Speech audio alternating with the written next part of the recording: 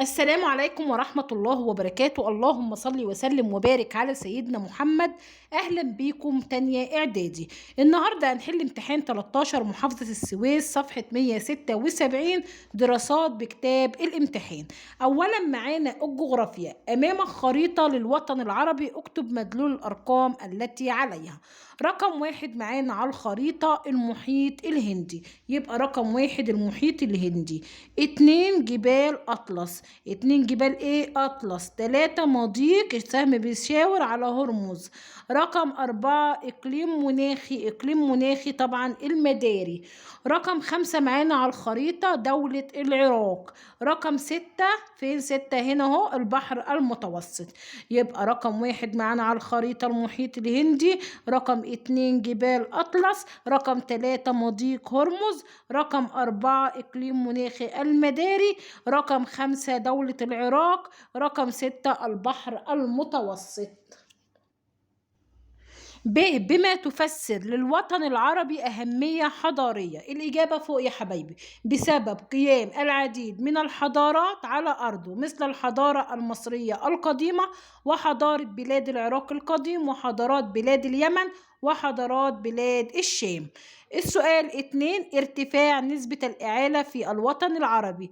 هنقول بسبب ارتفاع نسبة البطالة بين الشباب، وارتفاع نسبة كبار السن، وارتفاع نسبة من هم في سن التعليم، وارتفاع نسبة الأطفال وصغار السن نتيجة ارتفاع معدلات الإنجاب. يبقى رقم واحد بسبب ارتفاع نسبة البطالة بين الشباب، وارتفاع نسبة كبار السن، وارتفاع نسبة من هم في سن التعليم، وارتفاع نسبة الأطفال وصغار السن. السؤال ثلاثة، بما تفسر أهمية الأودية الجافة في الوطن العربي. لأنها تستخدم كطريق للمواصلات ويسهل الحصول منها على المياه الجوفية. لأنها تستخدم كطريق للمواصلات ويسهل الحصول منها على المياه الجوفية. السؤال اللي بعد كده، اختر الإجابة الصحيحة مما بين القوسين. رقم واحد أشجار من أشجار الغابات المعتدلة واتخذتها لبنان شعارا لها الأرز. تقع هضبة حضر موت في جنوب شبه الجزيرة العربية. من الدول التي تعاني من فائض في الأيدي العاملة دولة مصر. تعرف السهول التي كونتها الأنهار باسم السهول الفيضية. رقم خمسة، تزدهر حشائش الاستبس في فصل الشتاء. جبال الشام نشأت نتيجة لحركات انكسارية. السؤال اللي بعد كده به، ما النتائج المترتبة على رقم واحد إحاطة الوطن العربي بحدود طبيعية. هنقول أدى إلى احتفاظه بشخصيته العربية المميزة بين الأمم واتصاله بالعالم الخارجي. هقول تاني، أدى إلى احتفاظه بشخصيته العربية المميزة بين الأمم واتصاله بالعالم الخارجي. السؤال رقم اتنين، تحسين الأحوال الصحية وارتفاع مستوى المعيشة في الوطن العربي. هنقول أدى إلى انخفاض معدل الوفيات في معظم دول الوطن العربي. تاني، أدى إلى انخفاض معدل الوفيات في معظم دول الوطن العربي. السؤال رقم 3، تزايد عدد السكان بدرجة لا تتناسب مع الموارد الاقتصادية المتاحة. السؤال ده مهم. هنقول يؤدي إلى ظهور المشكلة السكانية. السؤال اللي بعد كده 3، اكتب ما تشير إليه كل عبارة من العبارات الآتية. الموقع بالنسبة لخطوط الطول ودوائر العرض ده الموقع الفلكي. نحت الرياح للصخور ونقلها وإرسابها التعرية الهوائية. أرض منخفضة في الصحراء يعيش بها السكان، تستمد مياهها من الآبار الواحات. عدد الأفراد في سن العمل والقادرين عليه فعليا قوة العمل. انتقال الفرد من منطقة لأخرى بغرض الإقامة والعمل الهجرة. إقليم مناخي يشغل 80% من مساحة الوطن العربي. الإقليم الصحراوي. الإقليم إيه؟ الصحراوي. السؤال به، صوب ما تحته خط. رقم واحد، من الحيوانات التي تعيش في حشائش السافانا الأغنام والماعز. طبعا حشائش الاستبس مش السافانا. تقع هضبة الشطوط بين سلاسل جبال الشام، بين سلاسل جبال أطلس. يعد البلوط الفليني من أهم أشجار الغابات المدارية المعتدلة. تاني، من الحيوانات التي تعيش في حشائش الاستبس الأغنام والماعز. تقع هضبة الشطوط بين سلاسل جبال أطلس مش جبال الشام. يعد البلوط الفليني من أهم أشجار الغابات المدارية، من أهم أشجار الغابات المعتدلة. السؤال ج: ما العلاقة بين التضاريس وتوزيع السكان في الوطن العربي؟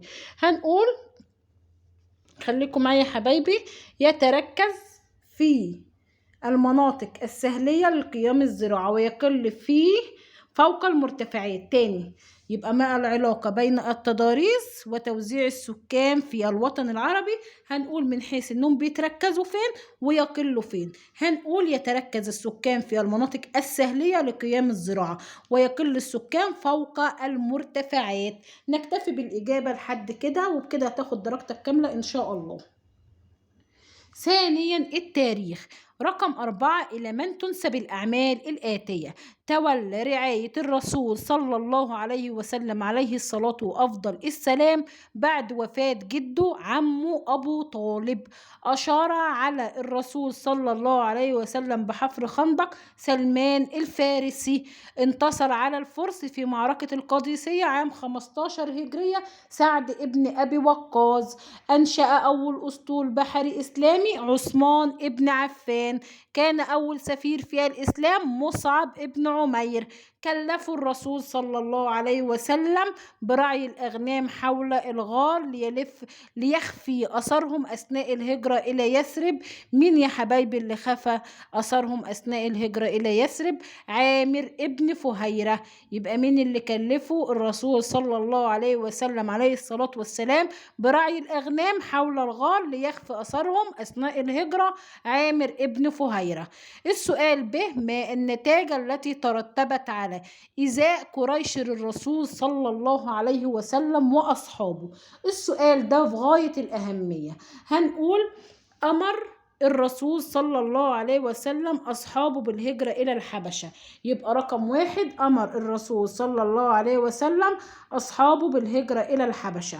رقم 2: رغبة الرسول صلى الله عليه وسلم في مكان آخر لنشر الدعوة غير مكة. رقم 3: هجرة الرسول والمسلمين إلى يثرب. يبقى رقم 1: أمر الرسول صلى الله عليه وسلم أصحابه بالهجرة إلى الحبشة. رقم 2: رغبة الرسول صلى الله عليه وسلم في مكان آخر لنشر الدعوة غير مكة. وهجرة الرسول والمسلمين إلى يثرب. السؤال رقم 2: معركة ذات الصواري البحرية هنقول أدت إلى انتصار المسلمين وتدمير أسطول الروم. السؤال رقم 3: استشهاد كثير من حفظة القرآن في حروب الردة. هنقول ترتب على ذلك أن أشار عمر ابن الخطاب على الخليفة أبي بكر الصديق بجمع القرآن الكريم. يبقى رقم 1 تاني، السؤال رقم 1 هنقول ترتب على ذلك أمر الرسول صلى الله عليه وسلم أصحابه بالهجرة إلى الحبشة، ورغبة الرسول صلى الله عليه وسلم في مكان آخر لنشر الدعوة غير مكة، وهجرة الرسول والمسلمين إلى يثرب. طيب السؤال 2: ترتب على ذلك انتصار المسلمين وتدمير أسطول الروم. رقم 3: ترتب على ذلك أن أشار عمر ابن الخطاب على أبي بكر الصديق بجمع القرآن الكريم. السؤال اللي بعد كده 5: اختر الإجابة الصحيحة مما بين القوسين. رقم 1: استغرقت الدعوة السرية للإسلام 3 سنوات. أول عمل قام به أبو بكر إرسال جيش أسامة ابن زيد. اختار علي ابن أبي طالب لتكون مقرا للخلافة الكوفة. يبقى اختار علي ابن أبي طالب لتكون مقرا للخلافة الكوفة. أطلق على موقعة نهاوند فتح الفتوح. يبقى أطلق على موقعة نهاوند فتح الفتوح. كان للسيدة أم سلمة دورا هاما في صلح الحديبية. رقم رقم 6، شارك عثمان الرسول صلى الله عليه وسلم في كل غزواته ما عدا غزوة بدر. يبقى رقم 1، استغرقت الدعوة السرية للإسلام 3 سنوات. أول عمل قام به أبو بكر الصديق إرسال جيش أسامة بن زيد. على ابن اختار علي ابن أبي طالب لتكون مقرر للخلافة الكوفة. أطلق على موقعة نهاوند فتح الفتوح. كانت للسيدة أم سلمة دورا هاما في صلح الحديبية. شارك عثمان الرسول صلى الله عليه وسلم في كل غزواته ما عدا غزوة بدر. يبقى كلنا نصلي على الرسول عليه الصلاة والسلام لأن اسمه ذكر كتير في التاريخ. هنروح للسؤال اللي بعد كده، بما تفسر. السؤال بما تفسر، أول سؤال معانا، إرسال الرسول صلى الله عليه وسلم إلى دار بني سعد. إرسال الرسول صلى الله عليه وسلم إلى دار بني سعد، هنقول لكي يكسبهم فصاحة اللسان ورجاحة العقل وقوة البنيان. أهمية المسجد في بناء الدولة الإسلامية، هنقول لأن كان مقرا للحكم ودار للعبادة ومدرسة لتعليم مبادئ الدين الإسلامي. طيب رقم 3، تردد عمر ابن الخطاب في فتح مصر بسبب انشغال جيوش المسلمين بمطاردة جيوش الروم والفرس. هنقول بسبب انشغال جيوش المسلمين بمطاردة جيوش الروم والفرس. السؤال 6، اكتب كلمة صواب أمام العبارة الصحيحة وكلمة خطأ أمام العبارة الغير صحيحة. رقم 1، نزل جبريل عليه السلام بالوحي على الرسول صلى الله عليه وسلم وهو في غار حراء. صح. نصت صحيفة المدينة على حرية العقيدة لغير المسلمين. صح. خضعت العراق لحكم الروم قبل الإسلام. خطأ. كان الرسول صلى الله عليه وسلم يقود السرايا بنفسه. خطأ. كان علي ابن أبي طالب يسعى ليصبح خليفة للمسلمين. خطأ. السؤال ب، ما المقصود بكل من وحي وخلفاء راشدين؟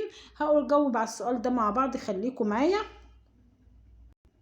هنقول ما مقصود بوحي ما ينزله الله على الأنبياء عن طريق جبريل عليه السلام.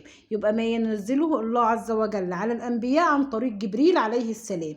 الخلفاء الراشدين، هنقول الخلفاء لأنهم جاءوا بعد الرسول صلى الله عليه وسلم وتولوا أمور المسلمين في دينهم ودنياهم. أما الراشدين لأنهم صاروا على نهج الرسول صلى الله عليه وسلم واهتدوا بهديه واستكملوا مسيرته في بناء الدولة الإسلامية. بعد كده، ما الدروس المستفادة من غزوة حنين؟ هنقول الدروس المستفادة، النصر لا يأتي بكثرة العدد والعدة ولكن بطاعتهم لله ورسوله صلى الله عليه وسلم وقوة إيمانهم.